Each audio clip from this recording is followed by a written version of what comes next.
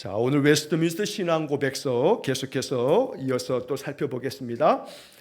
오늘 57주 차 이제 제 7장 사람과 맺은 하나님의 그 언약에 대한 이야기는 지난주에 이제 다 살펴봤는데 그 6번째 항목까지 지난주에 다 살펴봤습니다. 거기에 이제 성경 구절 몇 가지를 좀 오늘 다시 한번 좀 살펴보고 그리고 이제 8장으로 넘어가겠다 하는 말씀을 드렸는데, 자 6항에 나와 있는 이제 몇 가지 성경 구절들만 좀 다시 한번 보면서 복습하고 그리고 8장으로 넘어가겠습니다.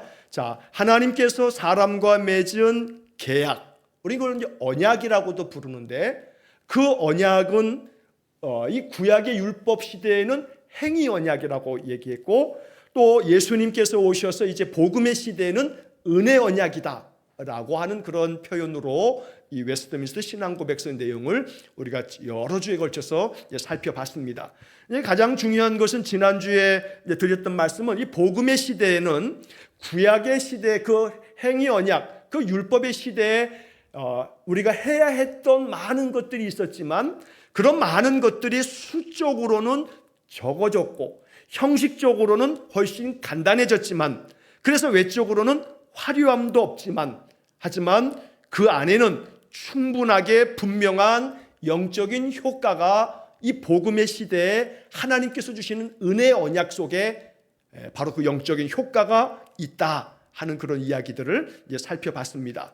자, 그 중에서 이제 제가 몇 가지 성경 구절들 중요한 구절들 한두 가지를 먼저 보겠는데, 예레미야 31장 34절, 33절, 34절 이 구절이 이제 구약 성경에서 이 언약에 대한 이야기를 할 때 이 예레미야 31장은 아주 중요한 장입니다. 그래서 우리 그 참고 구절로 제시된 것 중에는 예레미야 31장 33절, 34절 이렇게 되어 있는데 바로 그 앞에 31절부터가 참 중요합니다. 제가 이 몇 개 구절을 좀 읽어드리겠습니다. 자, 예레미야 31장 31절에는 이런 표현이 나옵니다. 여호와의 말씀이니라. 보라, 날이 이르리니 내가 이스라엘 집과 유다 집에 새 언약을 맺으리라. 새 언약을 맺으리라. 이게 새 언약이 이게 신약입니다. 신약. 이게 새로운 언약. 그래서 예레미야 31장 31절 이거 외우기도 쉬워요. 31, 31. 자, 예레미야 31장 31절 이게 새 언약이라고 하는 표현이 여기서 나와요. 그래서 예수님께서도 최후의 만찬 자리에서 제자들과 떡을 떼어주시고 또 잔을 따라주시면서 이 잔은 너희를 위한 내 피라고 하시면서 이것이 언약의 피라고 말씀을 하시거든요. 그래서 새로운 언약을 맺으시겠다는 예레미야 31장 31절의 말씀을 이제 예수님께서도 새로운 언약이라고 하는 이야기로 말씀을 하시는 겁니다. 자, 그래서 예레미야 31장 그 또 이어지는 33절과 34절에 이런 말씀이 나오는데, 그러나 그날 후에 내가 이스라엘 집과 맺을 언약은 이러하니 곧 내가 나의 법을 그들의 속에 두며 그들의 마음에 기록하여 나는 그들의 하나님이 되고 그들은 내 백성이 될 것이라. 여호와의 말씀이니라. 그들이 다시는 각기 이웃과 형제를 가리켜 이르기를 너는 여호와를 알라 하지 아니하리니 이는 작은 자로부터 큰 자까지 다 나를 알기 때문이라. 내가 그들의 악행을 사하고 다시는 그 죄를 기억하지 아니하리라. 여호와의 말씀이니라.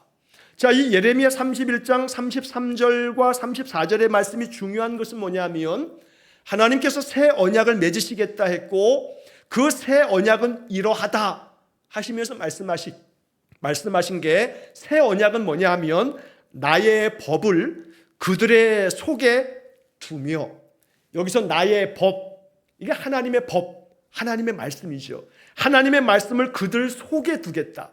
이게 말씀이 이 믿음의 사람들의 마음 속에 담겨지는 겁니다. 말씀을 그들 속에 두겠다. 그래서 그들의 마음에 기록하겠다. 이 하나님의 법을, 하나님의 말씀을 그들 마음에 기록해서 나는 그들의 하나님이 되고 그들은 내 백성이 될 것이다. 이게 예레미야 선지자를 통해서 주신 새 언약이고, 이 새 언약을 이루시기 위해서 바로 하나님의 법, 하나님의 말씀, 그 말씀이 육신이 되어 그들 속에 두며 예수님께서 우리 속에, 우리 인생들 속에 찾아오시게 되는 겁니다. 그 오셔서 주님께서 우리에게 많은 생명의 말씀, 구원의 말씀으로 그 말씀들을 마음에 기록해 주시면서 우리는 하나님의 백성이 되고 하나님은 우리의 하나님이 되어주시는, 이게 새로운 언약이라 라고 예레미야 선지자가 말씀을 하시는 겁니다.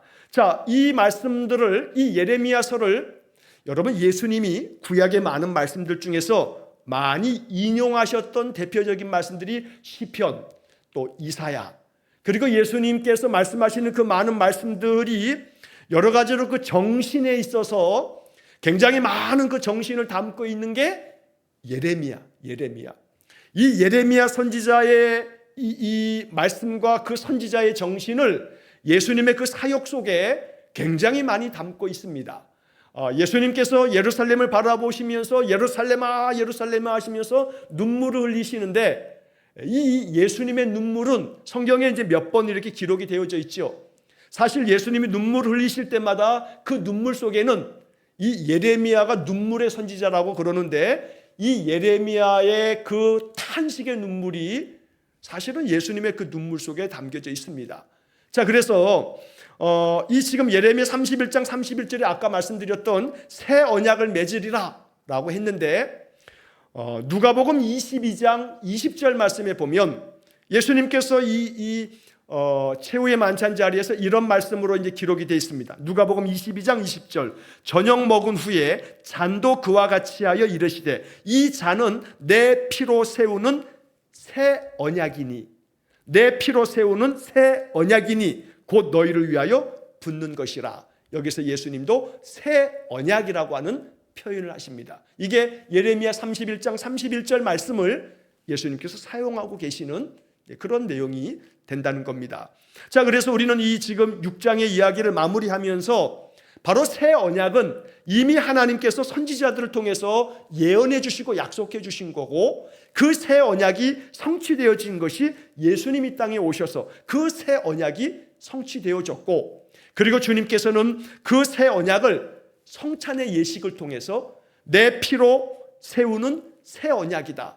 그래서 제가 지난주에도 말씀드렸지만 아무리 강조해도 지나침이 없는, 정말 이거는 뭐라고 말로 뭐 몇백 번, 몇천 번, 몇만 번, 그 이상 수를 헤아릴 수 없을 만큼 그렇게 강조할 수 있는 것이 성찬을 통해서 새 언약에 참여하는 겁니다. 이거는 그 어떠한 우리의 신앙의 내용들 중에서도 이걸 뭐 여러분들 꼭 성찬식만큼은 절대로 그 새 언약의 자리에 여러분들의 자리가 비어서는 안 돼요. 성찬만큼은 내가 죽는 일을 제외하고는 성찬은 빠지지 않겠다고 결단을 하세요, 마음속에. 이거는 목사로서 여러분들에게 정말 이 은혜의 자리에 왜 다른 것이 아무리 어떤 일이 있어도 여러분들이 그날밖에는 수술이 안 돼, 그러면 수술하셔야죠. 그러나 그렇지 않으면 다른 걸로는 이유를 대지 마세요. 절대 부탁해요.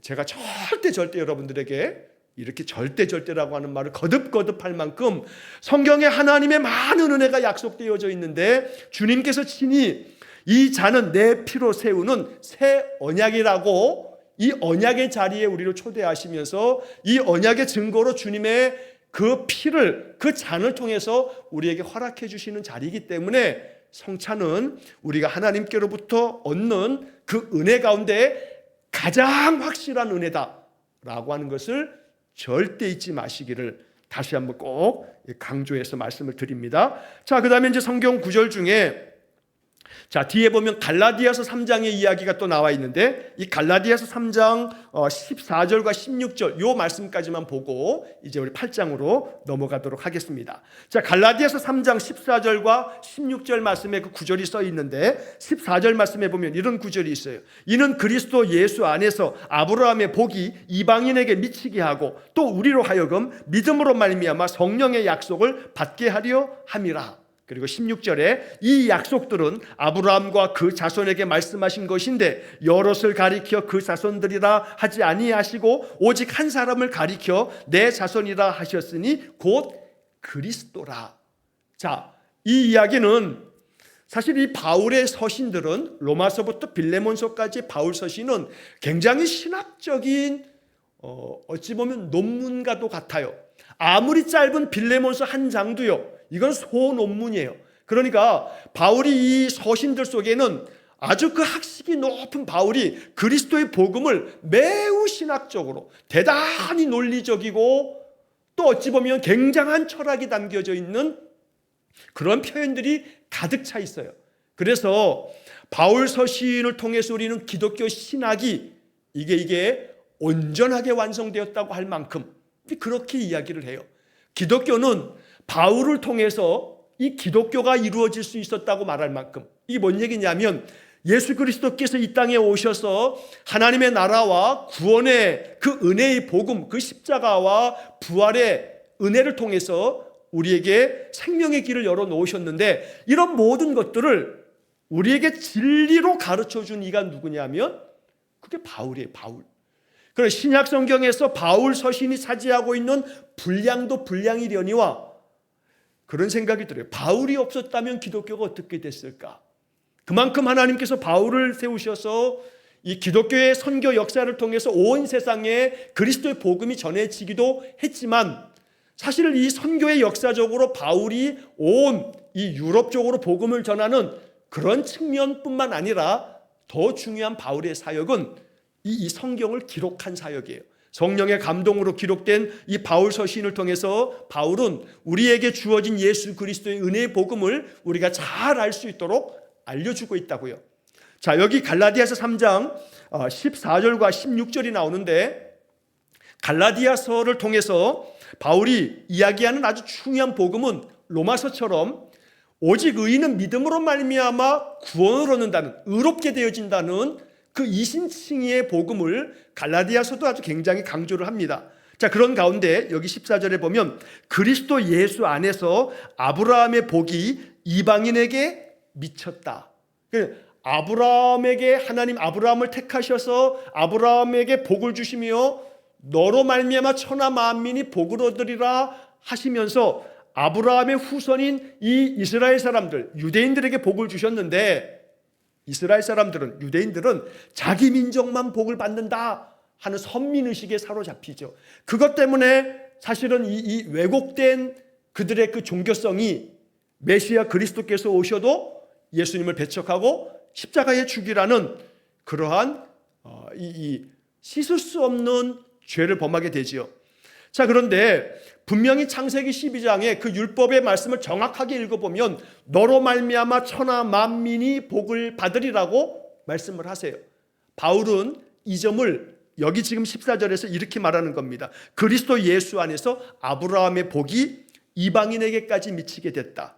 그래서 이제 아브라함을 택하신 예수 그리스도, 그 하나님의 그 은혜의 복이 예수 그리스도를 통해서 이방인에게까지 구원의 길이 열려지게 돼서 모든 이들이, 그 다음 이어지는 우리로 하여금 믿음으로 말미암아 성령의 약속을 받게 하려 함이라.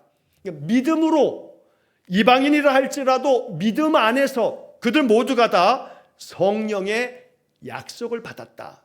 지금 요 구절 때문에 이 갈라디아서 3장 14절이 지금 이 6항의 참고 구절로 이 말씀이 근거가 돼서 이런 신앙 고백이 만들어진 겁니다. 그러니까 성령의 약속을 받게 하려 함이라. 성령의 약속을 받는 거예요. 이 성령의 약속은 아브라함뿐만 아니라 이방인들도 복을 받는 것인데, 예수 그리스도를 믿음으로 말미암아 구원의 복을 받게 되는 이 성령의 약속을 모든 이들에게 허락하셨다. 그래서 이제 16절에 보면 이 약속들은 아브라함과 그 자손에게 말씀하신 것인데, 그런데 여럿을 가리켜 말씀하신 게 아니고 그 자손이라 함은 너와 너의 자손, 너의 자손으로 말미암아 천하 만민이 복을 받는다 했을 때 그 자손은 다른 이가 아닌 그리스도 예수님을 말씀한 거다라고 바울이 갈라디아서 3장 16절을 통해서 이거를 아주 명쾌하게 정리를 해준 겁니다.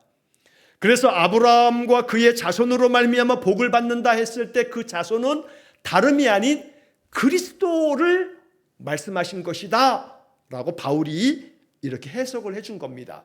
그래서 그리스도로 말미암아 우리에게 주어지는 이 성령의 약속 새 언약을 우리가 받았다. 이 언약을 우리가 가졌으니 이 언약의 주인공으로 하나님과 계약을 맺고 하나님의 그 계약을 통해서 얻게 되어지는 많은, 지난주에 말씀드렸죠, 영적인 효과를 가져온다. 하나님께서 그리스도 예수님을 보내심으로 아브라함뿐만 아니라 이방인들에게도 성령의 약속을 주셨는데 그 약속을 우리가 다 이제 받았으니 그 약속이 주는 영적인 효과가 우리의 삶 속에 임할 것이다 라고 하는 그런 믿음의 고백, 이게 지금 웨스트민스터 신앙고백 7장에 이제 마무리에 해당되어진다는 겁니다. 그래서 다시 한번 지난주에 여러 차례 강조드렸던 말씀처럼 영적인 효과를 가져온다, 이것만큼은 잊지 마시기 바랍니다.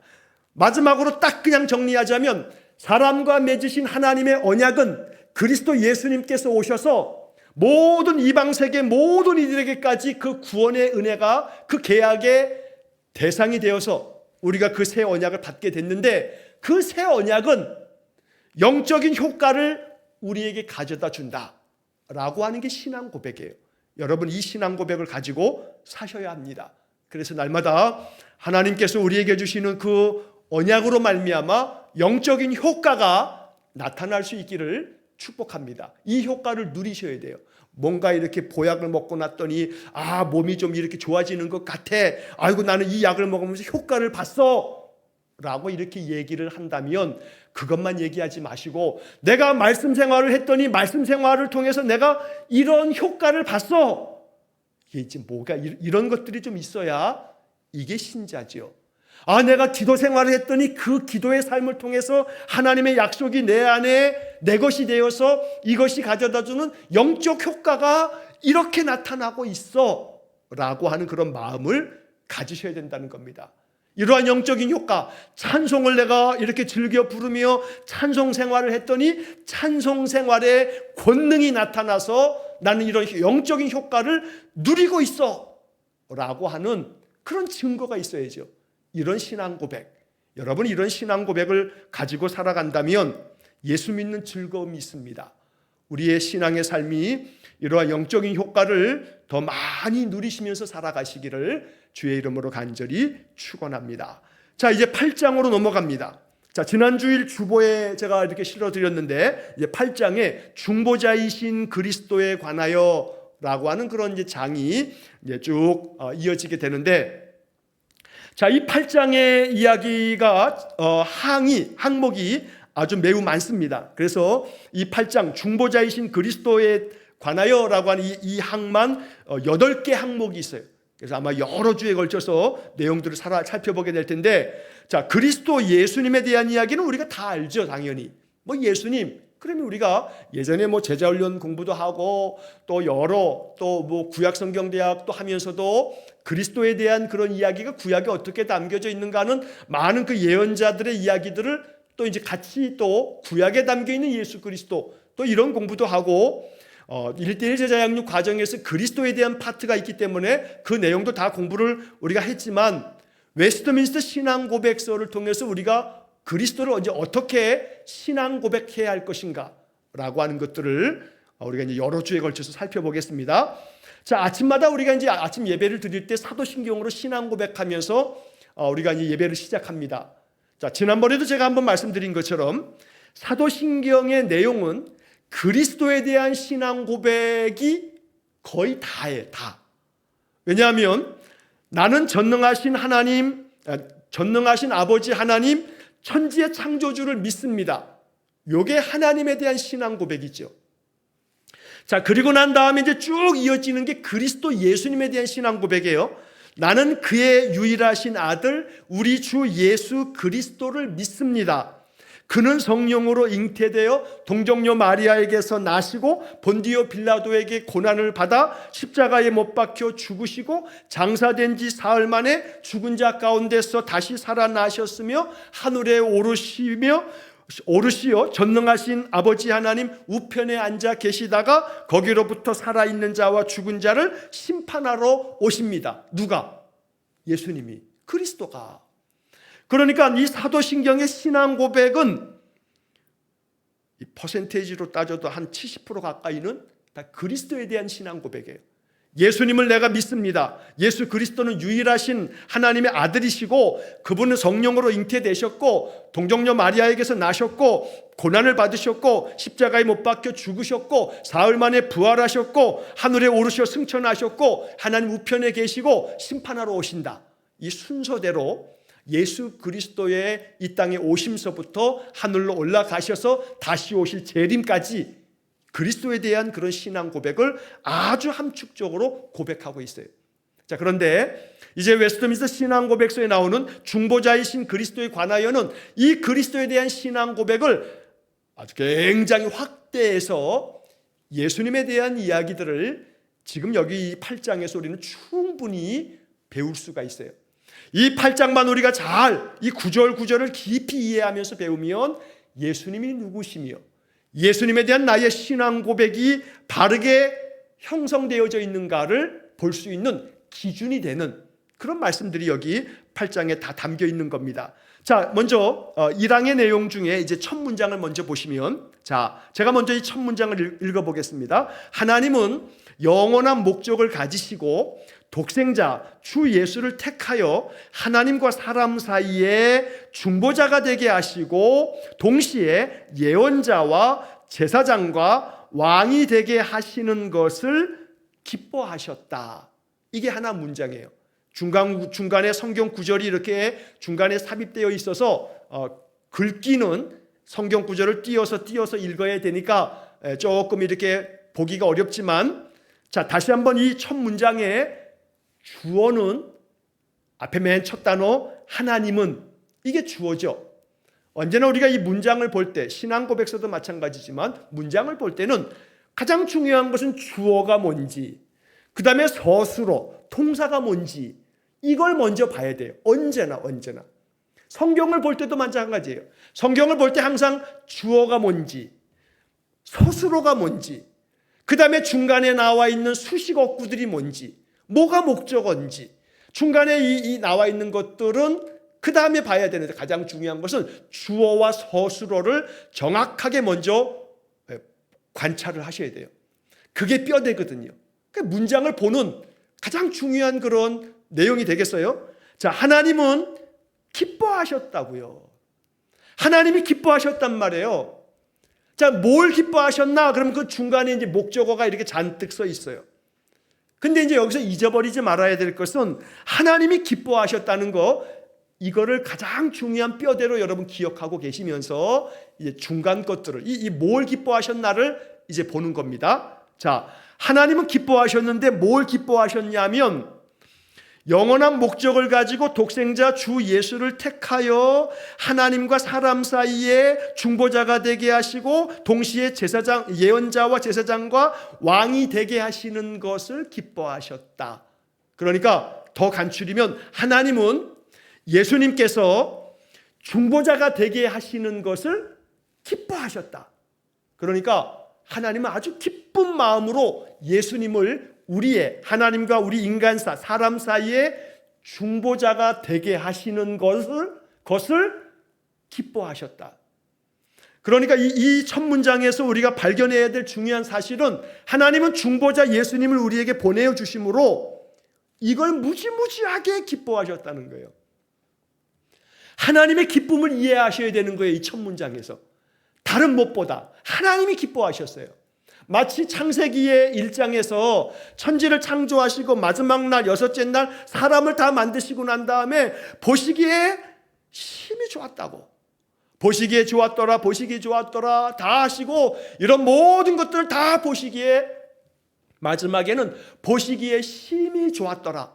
이 말을 이거 다시 달리 표현하자면 하박국 선지자가 마지막에 얘기하는 것처럼 이것도 없고 저것도 없고 뭣도 없고 다 그런데 난 여호와로 기뻐하리라 막 이렇게 기뻐하는 그 우리 신앙의 기쁨은 하나님의 기쁨을 닮아가야 되기 때문에, 여러분 제가 그래서 에덴을 얘기할 때 에덴이라고 하는 말의 뜻이 뭐라 그랬어요?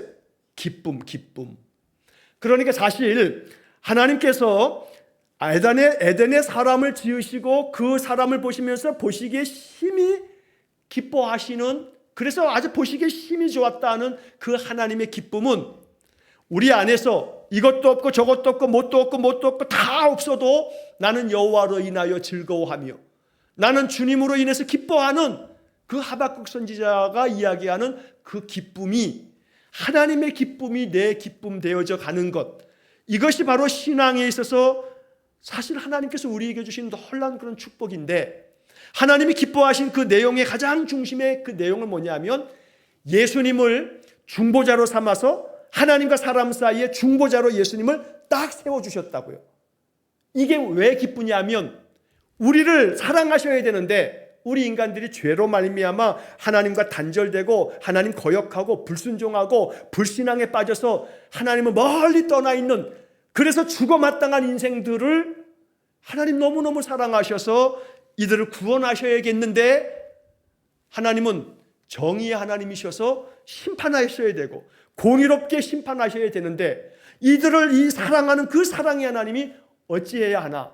그때 성자 하나님께서 하나님의 의를 이루시며 하나님의 사랑을 이루시려고 하늘의 영광된 보좌를 버리시고 이 땅에 오셔서 사람이 되신 것, 그래서 중보자가 되신 것. 여러분, 이 중보자라고 하는 말이 그래서 이 8장 전체에 있어서 예수 그리스도를 중보자이신 그리스도에 관하여, 이게 전체 8장의 제목이란 말이에요. 그래서 이 1장에 나오는 것은 중보자에 대한 그런 이야기를 하고 있어요. 하나님은 예수님을 중보자로 삼으신 것을 너무너무 기뻐하셨어요. 왜냐하면 그 중보자를 통해서 우리에게 복을 주시려고, 은혜를 주시려고, 그 주시는 은혜 가운데 가장 복된 것은 에덴을 회복시켜 주셔서 우리 안에 그 하나님의 기쁨을 누리게 하시려고, 그래서 예수님을 중보자가 되게 하시는 것을 기뻐하셨는데, 그런데 그 앞에 이제 어떤 그런 수식어구들이 있냐면 영원한 목적을 가지시고, 이것도 하나의 아주 중요한 신앙 고백이 돼요. 영원한 목적을 가지시고 독생자 주 예수님을 택하셨어요. 물론 여기서 택했다라고 하는 이 표현을 조금 뉘앙스가 오해하시면 안 돼요. 어떤 것들 중에서 이렇게 뭔가를 하나 이렇게 선택하는 거, 이런 개념으로 이해하시면 안 돼요. 예수님을 택하셨다, 그 주 예수를 택하셨다라고 하는 것들은 뒤에 이제 성경 구절들 속에 그런 구절들이 있기 때문에 이 웨스트민스터 신앙 고백이 이렇게 표현되어져 있는 건데, 독생자 예수님을 하나님께서 보내어 주시기로 결정하셨다라는 의미예요. 자, 그래서 하나님과 사람 사이에 중보자가 되게 하셨다. 물론 이것은 하나님께서 주 예수 그리스도를 중보자로 이 땅에 보내어 주심을 말씀하시는 것이고, 이게 이제 자칫 하나님이 예수님을 보내어 주셨다, 예수님이 하나님이 보내셔서 이 땅에 오셨다라고 하는 것으로만 가면 여러 가지 이제 신학적인 여기에 또 이제 오류가 생길 수 있어요. 그게 이제 틀린 얘기는 아닌데, 이게 뭘 얘기하는 거냐면 삼위일체 하나님을 우리가 이제 공부를 하기 때문에 성자 하나님께서 성부 하나님의 공의로우심과 그 사랑의 하나님을 온전히 그 하나님 되게 하시려고 성자 하나님께서 이 땅에 당신의 그 높고 높은 그 하늘 보좌를 버리시고 성자 하나님께서 이 땅에 오셨다는 것이 또 성경의 말씀입니다. 자, 그래서 하나님께서 예수 그리스도 성자 하나님께서 이 땅에 내려와 사람이 되어 우리의 중보자가 되어 주심을 하나님께서 기뻐하셨다는 거예요. 성부 하나님이 더 높고 성자 하나님은 아들이니까 더 낮고 이렇게 계급적으로 위아래가 있는 게 아니에요. 교묘하게 약간 이상하게 틀어서 이렇게 얘기하면 그건 삼일체 교리에 위반된 이단이 돼요. 이단이. 그래서 유일신론이라고 하는 그런 이단도 옛날에 있었어요. 이 유일신론의 이단의 뿌리가 쭉 이어져 내려와서 지금 우리 오늘 현대사회 이단 중에 하나가 뭐냐면 여호와의 증인이에요. 여호와의 증인은 유일신론이라고 하는 그 초대교회에서부터 있어 왔던 그 이단들이 그 뿌리가 이렇게 흘러내려오는 거예요. 물론 그때서부터 이어져 내려왔다는 얘기가 아니고 그런 생각들이 사람들의 마음속에 항상 있는 거예요. 왜냐하면 인간이 가지고 있는 언어의 한계가 있거든요. 언어의 한계. 삼위일체 하나님은 인간의 언어로 설명이 안 돼요. 인간의 언어로 어떻게도 표현이 안 돼요. 그러다 보니까 하나님께서, 지금 여기 표현도 마찬가지예요. 하나님께서 독생자 예수를 택하여 중보자가 되게 하셨다. 그러니까 마치 하나님이 예수님을 예수 너가 중보자가 좀 돼. 내가 너를 보낼게. 그래, 네가 가. 하고 하나님이 명령하셔서 예수님이 그 명령을 받들어서 이 땅에 보내어진, 그래서 하나님이 더 높은 유일한 하나님이고 예수님은 그 하나님에게 종속되어져 있는 조금 하등의 열등한 신이고, 이런 식으로 생각하는 경향이 초대교회 당시에 많았어요. 그래서 하나님이 더 높은 신이고 예수님은 더 그것보다는 낮은 신이다라고 하는 개념을 가지고 있었던 이단들이 초대교회 당시에 그런 종류의 이단들이 많았다고요. 그렇기 때문에 그런 종류의 이단들에 대한 대항하기 위한 변증으로 만들어진 사도신경에는 그리스도 예수님에 대한 설명을 그렇기 때문에 이렇게 많이 써놓은 거예요. 하나님에 대한 신앙 고백이 중요하지 않아서가 아니고, 성령에 대한 신앙 고백이 중요하지 않아서가 아니고, 너무나 그 초대교회 당시에 거의 300~400년 동안 넘도록 예수님을 하나님보다 종속적인 신으로, 하나님보다는 더 열등한 신으로 그렇게 생각하는 사람들이 많았기 때문에 그리스도가 그렇지 않다는 것을 설명하기 위해서 사도신경도 그리스도에 대한 신앙 고백의 내용이 많다는 거예요. 자, 그래서 여기서 지금 이 이야기도 역시 마찬가지예요. 하나님이 기뻐하셨어요. 뭘 기뻐하셨냐면 성자 하나님께서 기쁜 마음으로 내가 가겠소, 내가 중보자가 되겠다 하고 이 땅에 오심으로 하나님이 성자 하나님을 기뻐하셨다는 거예요. 그래서 이 첫 번째 항목에서 중보자이신 그리스도가 마치 하나님의 종속적인 열등한 신이 되어서 하나님이 보내셨기 때문에 그래서 왔구나, 다 아님을 나타내려고 하나님은 기뻐하셨다라고 하는 표현으로 성자 하나님께서 이 땅에 오셔서 중보자 되어 주셔서 우리 인생들을 하나님께로 나아가도록 만들어 주신 성자 하나님, 바로 성부 하나님과 성자 하나님이 그렇게 기뻐하심을 표현하고 있다는 거죠. 이 이야기는 나중에 이제 뒤에 항목에서 제가 좀 한두 번 더 여러 차례 좀 이제 강조하여서 얘기해야 될 부분이 있으니까 그건 좀 나중에서 다시 한번 보고요. 자, 여기서 영원한 목적을 가지고라고 하는 말씀을 꼭 잊지 마시고 이거 잘 묵상하시기 바랍니다. 중보자이신 예수님께서는 이 땅에 오셔서 예언자가 되셨고 제사장이 되셨고 왕이 되어 주셨는데 그게 중보자의 사명이기도 했어요. 예수님께서 감당하셨던 일들이죠. 그러니까 메시아, 그리스도, 이 말이 기름 부음을 받은 자라고 하는 뜻인데, 그 기름 부음을 받은 자들은 우리가 잘 알듯이 구약시대에 예언자와 제사장과 왕들을 세울 때에는 하나님께서 그들에게 기름을 부으셔서 그들의 직임을 맡겼어요. 메시아라고 하는, 그리스도라고 하는 이 뜻이 기름 부음을 받은 자. 예수님은 예언자로서 오셨고 제사장으로 오셨고 왕으로서 오셨어요. 하나님은 이렇게 이 예언자요 제사장이요 왕으로 오신 그 예수님이 이렇게 중보자가 되셨고 이 예언자 제사장 왕 즉 메시아가 되어 주신 것에 대해서 기뻐하셨는데, 이런 것들이 다 하나님의 영원한 목적이다라고 하는 거예요. 그러니까 이 영원한 목적을 가지시고 이러이러한 일들을 이루실 때 이것을 기뻐하셨다.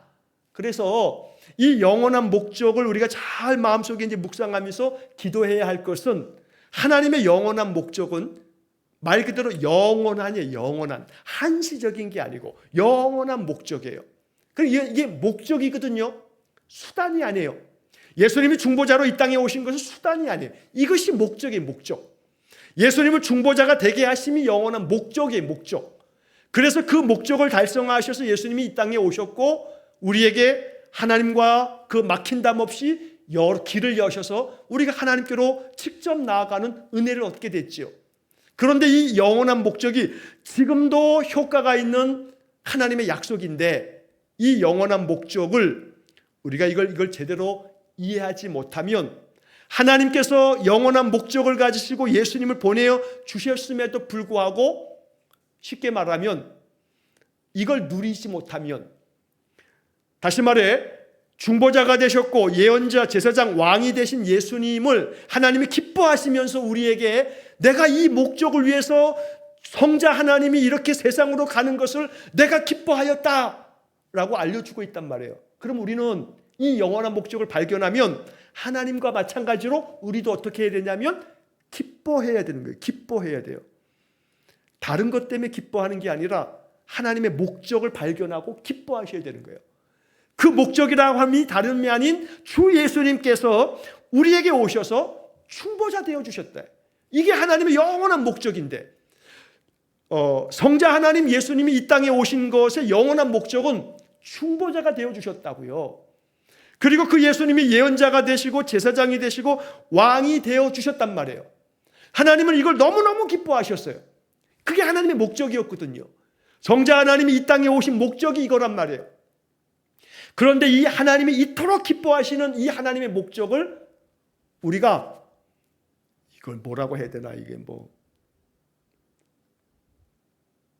뭐가 뭐 보듯 한다는 게 뭐예요? 소가 닭 보듯 한다 그러나? 예? 소가 닭 보듯 한다 그래요, 권사님? 예. 그냥 이렇게 멀뚱멀뚱 쳐다보는 거죠. 소가 닭을 보는데 이렇게 멀뚱멀뚱 쳐다보죠. 소가 닭 보듯 한다, 이렇게 말하는 것처럼 하나님은 이 영원한 목적 때문에, 제가 그래서 처음에 이 1항을 시작하면서 주어와 서술로 얘기를 한 거예요. 하나님은 기뻐하셨단 말이에요. 이 영원한 목적이 성자 하나님 예수님께서 이 땅에 오셔서 이것을 이루어 주셨거든요. 그래서 하나님이 기뻐하셨단 말이에요. 그러면 이 신앙 고백을 우리가 잘 배우면 하나님이 이토록 기뻐하시는데 우리는 소 닭 보듯이 그래 예수님 왔대, 남의 집에 손님 왔어요? 예수님이 왔다는 것에 성자 하나님께서 중보자 되시고 예언자 되시고 제사장 되시고 왕이 되셨다라고 하는 것을 하나님께서 이게 내 영원한 목적이라 하면서 하나님은 기뻐하셨다 하는데 우리는 안 기뻐. 이게 왜 기뻐해야 되는지 몰라. 그래서 별로 기쁨이 없어. 기쁠 게 있어야 기뻐하죠. 항상 기뻐하라는데 택도 없는 소리. 기쁠 게 있어야 기쁘지. 왜냐하면 이 영원한 목적을 발견하지 못하니까 그 기쁨이 없는 거예요. 하나님은 이토록 기뻐하시는데 그런 거잖아요. 뭔가 이렇게 어떤 것이 너무나 재밌어서 나는 막 웃어. 막 배꼽 빠지라고 웃어. 근데 이 사람은 영문을 몰라. 내가 왜 웃는지 몰라. 그러니까 너무너무 내가 막 웃으니까 이 사람이 내가 왜 웃는지는 모르지만 내가 웃는 걸 보면서는 웃어. 참. 그러면 최소한 하나님이 이렇게 기뻐하시면 하나님이 기뻐하시는 것을 보면서라도 기뻐하는 마음이 있으면 좋겠는데, 더 좋은 것은 하나님이 왜 이렇게 기뻐하시나 첫 문장에서 이것을 여러분 발견하시고 이 첫 문장 가지고 신앙 안에서 여러분 영적 씨름을 하세요. 씨름을. 성경 구절이 복된 복음의 말씀이 담겨져 있으면 그 구절 붙잡고 씨름하셔야 돼요. 야복강에서 야곱의 씨름처럼. 그냥 천사를 붙들면 안 놔주는 거야. 축복할 때까지 안 놔줄 겁니다. 이렇게 물고 늘어지듯이 성경의 말씀을 한 구절 딱 발견하고 이 말씀이 너무너무 내게 은혜가 되면 그 말씀을 하나 딱 붙잡고 밤새 씨름했던 야곱처럼 성경 한 구절 가지고 씨름하시는 거예요. 그러면 그 성경 한 구절이 주는 그 놀라운 능력이 내 안에 미칠 듯이 춤추듯 기쁜 마음이 그 말씀 속에서 내 안에서 그 능력들이 부어지게 될 텐데, 우리 안에는 말씀에 대한 그런 씨름이 별로 없어요. 소 닭 보듯 하는 거예요. 그런 구절이 있네. 좋은 말이네. 이런 식으로. 하나님은 너무 기뻐하시는데, 하나님의 당신의 영원한 목적이 이루어져서 너무너무 기뻐하시는데 우리는 그게 왜 기쁜지 몰라. 이게 왜 이렇게 기뻐해야 될 일이야? 그러니까 이 신앙 고백에서 하나님은 기뻐하셨다라고 하는 주어와 서술어를 여러분 여기에 정말 의미를 잘 묵상하시다 보면, 그래 하나님이 그렇게 기뻐하셨어? 그게 하나님의 목적이었어? 그것도 영원한 목적이었는데 그 목적이 달성돼 가지고 하나님이 너무너무 기뻐하셨단 말이야. 그러면 나도 기뻐해야죠. 나도 하나님이 나 때문에 이 영원한 목적을 달성하시려고 이렇게 하셨고 이게 달성됐다고 이렇게 기뻐하시는데 나는 소 닭 보듯이 해. 그러니까 우리가 이 은혜의 세계 속에 들어가지 못한단 말이에요. 그래서 여러분, 오늘 여기 지금 첫 문장만 할 건데 이 첫 문장에서 하나님이 기뻐하셨다, 그 영원한 목적이 달성됐기 때문에, 그래서 그 영원한 목적이 예수 그리스도께서 하나님과 사람 사이에 중보자가 되어주시고 예언자, 제사장, 왕이 되어주신 것으로 인해서 하나님 무지무지하게 기뻐하셨다. 그럼 이것만으로도 우리의 기쁨의 조건은 충분하다. 이것만으로도 우리가 기뻐할 수 있는 그런 내용이 다 담겨 있다라고 하는 것을 발견해야 되는 거예요. 그래서 하나는 중보자죠. 중보자는 말 그대로 중간에서 나와 상대방 사이를 이렇게 중개해 주는 사람이에요.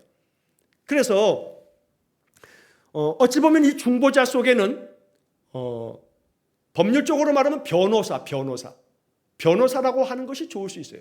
그래서 이 보혜사라고 하는 말이 사실은 의미에 있어서는 중보자라고 하는 말 속에는 그 보혜사 성령이라고 할 때 파라클레토스, 이 파라클레토스라고 하는 이 보혜사라고 번역된 이 말은 여기 중보자라고 하는 말하고도 의미상 다르지 않아요.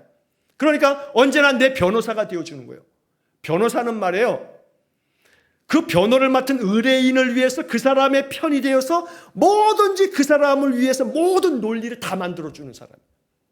변호사는 자기의 의뢰인이 설사 죄를 짓고 잘못되었어도 그 잘못이 이러이러한 이유 때문에 그건 잘못이 아니라고 변호해 주는 게 변호사죠. 중보자가 그런 거예요. 중보자가. 그러니까 하나님께서 예수 그리스도를 이 땅에 보내어 주셔서 성자 하나님이 이 땅에 오시면서 우리의 중보자가 되어 주셨다면 이게 우리에게 얼마나 기쁜 일일까. 그러니 이거 소 닭 보듯이 보면 안 되는 거죠. 예수님이 나의 중보자가 되셔. 그러니까 내가 뭔 일만 있으면 예수님 내가 지금 이래요, 하나님께 중보해 주세요 라고 하면 직방으로 주님은 중보자의 역할을 하신다는 거예요. 이게 한시적으로 한때 요 기간 동안만이 아니라 영원한 목적이에요. 이게 영원한 목적. 하나님이 영원한 목적을 가지고 이렇게 하셨어요. 그러니까 지금도 효과가 있는 하나님의 약속이에요. 그러니까 예수 그리스도에게 중보자 되신 주님 앞에 늘 기도하는 거죠. 주님, 내 지금 이러이러한 것들이 이러이러하니 나의 중보자 되신 예수님, 전능하신 하나님 앞에 나를 변호하여 주시고 나를 하나님께서 내게 자비를 베푸시도록 중보자이신 우리 주님께서 이 모든 것들을 대신 주 앞에 하나님께 말씀하여 주십시오 라고 하는, 그러니까 이 중보자를 잘, 조금 표현을 못되게 표현하면, 사용하면 예수 그리스도를, 예수님을 중보자로 잘 활용할 줄 아는 사람은 바로 하나님께서 이 목적을 위해서 예수님을 보내어 주셨으므로 중보자이신 예수님을 언제나 나의 삶 속에 활용할 줄 아는 그러한 신자가 되어진다면 그 사람은 하나님이 기뻐하신 그 기쁨의 이유를 아시게 될 거고, 그렇기 때문에 주님으로 말미암아 기뻐하시는, 예수님이 나의 기쁨이다, 이러한 찬양으로서 끝나는 게 아니라 내 마음에 예수님 중보자 되셔서 언제나 내가 가지고 있는 모든 형편을 하나님께 아뢰어 주시니, 그래 여러분들 이 믿음을 가지시면요, 어찌 보면 나의 모든 형편을 누가 아냐면 중보자가 다 알아요. 예수님 다 안단 말이에요. 그러니까 어찌 보면 우리가 하는 말로 아시지요, 주님 아시지요, 어떤 분 기도하면 그것밖에 기도할 게 없다고. 오케이, 그것도 왜? 주님은 다 아시고 중보자 되셔서 나의 모든 것들을 아버지 하나님 앞에 아뢰어 주시니까. 그러므로 중보자 되신다라고 하는 이 한 가지만으로도 이게 얼마나 하나님이 기뻐하시는 하나님의 영원한 목적인지, 이거를 마음 깊이 우리가 이해할 때, 중보자가 계시기 때문에 내가 자도, 내가 늘어져 있어도, 내가 죄악 가운데 빠져 있어도, 더러는 내가 아주 악하게 하나님을 거역하고 불순종해도, 불신앙 가운데 빠져도 중보자이신 예수님은 말할 수 없는 탄식과 눈물로 나를 위해서 아버지 앞에 나를 위해 간구하고 계신단 말이에요. 내가 죄 가운데 빠져도, 내가 죽을 죄인이 되어도 거기에 소망이 그래도 있으면 그리스도가 중보자 되시기 때문에, 내가 어떤 형편에 있어도, 내가 너무나 마음이 괴로워 기도는커녕 내 하나님께 대한 원망과 하나님께 대한 내 마음속에 쏟아지는 불평이 쏟아져도 중보자이신 예수님이 계셔서 이거에 대한 믿음이 내 안에 가득하고 확증이 있다면 나의 영은 그 가운데서도 기쁨을 회복할 수 있는 거예요. 중보자이신 예수님이 나의 이 약함을 아셔서 아버지 앞에 다 구하실 거니까.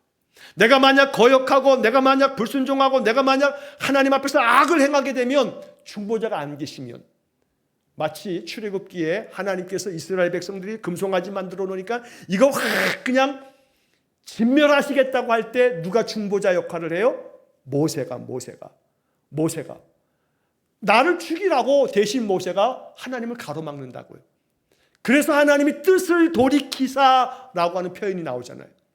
그러니까 그처럼 예수님께서 중보자가 되시기 때문에 내가 어떠한 것에 빠지더라도, 불신앙과 불순종에 빠지더라도 중보자이신 예수님이 계시기 때문에 우리는 망하지 않는 거예요. 멸망하지 않는다니까요. 그래서 요한복음 3장 16절이 거기에 참고 구절로도 그 뒤에 나오는 거예요. 그래서 우리는 영원토록 멸망하지 않아요. 중보자 예수님이 계시기 때문에. 이 중보자 예수님을 여러분 믿음 안에 딱 고백하시면 그걸로 심하게 말하면 끝. 그걸로 끝. 난 중보자 예수님 믿어요 하는 것으로서 내가 설사 불신종과 불순항에 빠져 악을 행해도 나는 중보자 예수님 믿어요. 주님, 내가 이렇게 악한 것에 대해서 중보해 주세요. 그러면 그걸로 끝이에요. 그걸로 끝. 예수님께서 다 중간에서 감당해 주신다고요. 이것을 하나님께서 기뻐하시는 거예요. 왜냐하면 그 자녀된 자들을 예수님이 다 중보해 주시니까.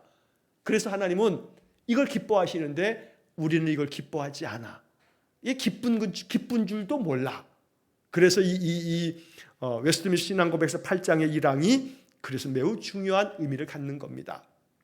언제나 하나님께서 그리스도 예수님을 중보자로 보내신 것이 하나님이 그렇게 이 목적을 가지고 이것이 이루어지면서 매우 기뻐하신 이 내용들이 우리의 마음 가운데 깊은 신앙 고백이 되고, 그 다음 주에 예언자, 제사장, 왕에 대한 이야기를 좀 하고 그 다음 1항을 뒷부분을 살펴보겠는데, 언제나 하나님이 기뻐하신 그 기쁨이 내가 영적으로 이것을 깨달아서 나의 기쁨 되어지고 하나님의 이 영원한 목적대로 그리스도께서 중보자 되심으로 우리의 삶이 언제나 주님께서 중보자 되어 우리를 위해서 간구해 주시고 하나님의 은혜를 부어주심으로 언제나 은혜가 충만한, 기쁨 충만한 삶이 되시기를 주의 이름으로 간절히 축원합니다. 기도하겠습니다. 자비로우신 아버지 하나님, 우리 주님께서 허락하여 주신 새 언약, 그래서 그 새 언약으로 말미암는 하나님의 이 언약의 효과가 늘 우리에게 지금도 영원토록 확실함을 우리가 믿습니다. 또한 중보자이신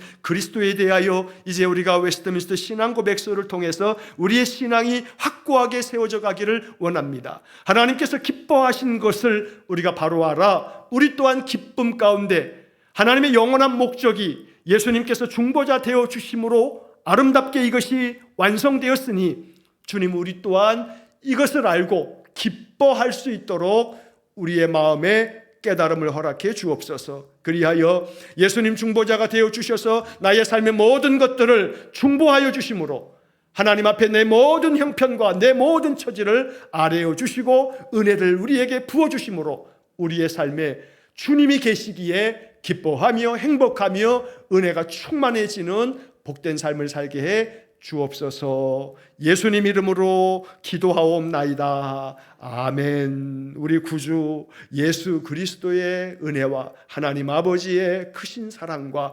성령의 교통하심이 하나님께서 기뻐하신 그 기쁨 깊이 마음에 깨달아 중보자이신 그리스도로 인하여 언제나 기쁨 충만한 삶을 살기를 소원하는 머리 숙인 귀한 성도들 위해 영원토록 함께 하시길 축원하옵나이다. 아멘.